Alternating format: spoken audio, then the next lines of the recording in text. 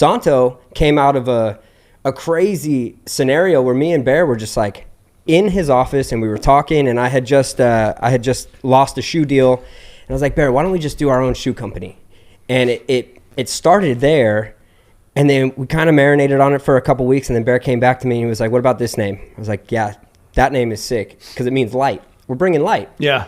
And then now to see what Santo has turned into is like, we haven't even dropped product yet. Within the short amount of time that it's been around, it's like insane. Like people are always asking me, what's that logo? What's going on with this brand? Like, where's it going? Like everybody. It's going to the moon. Even with Jaxxon and Steve, I appreciate the flowers. You've been an icon. When I say that about a lot of people, but you truly are. I always look for you to advise. You're the first one to come to Nobu and meet me for dinner.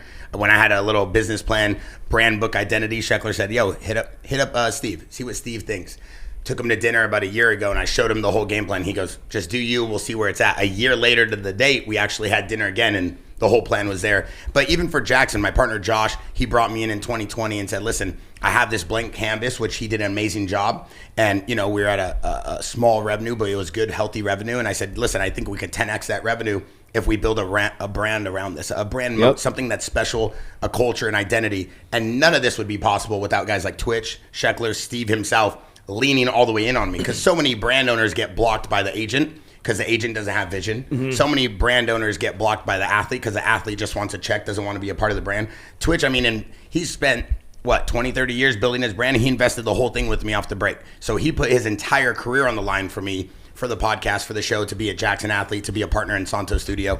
And to do that is the motivation I need. And so that's why we really wanted to do this show too, is to show everybody like yourself, Steve, like Sheckler, like Twitch, what it takes to be at your level and then maintain that level of success. Because we're going to dive into Steve's career here, but Steve, you've been doing it at such a high level for so long. Can you kind of off the break just explain how you know these guys?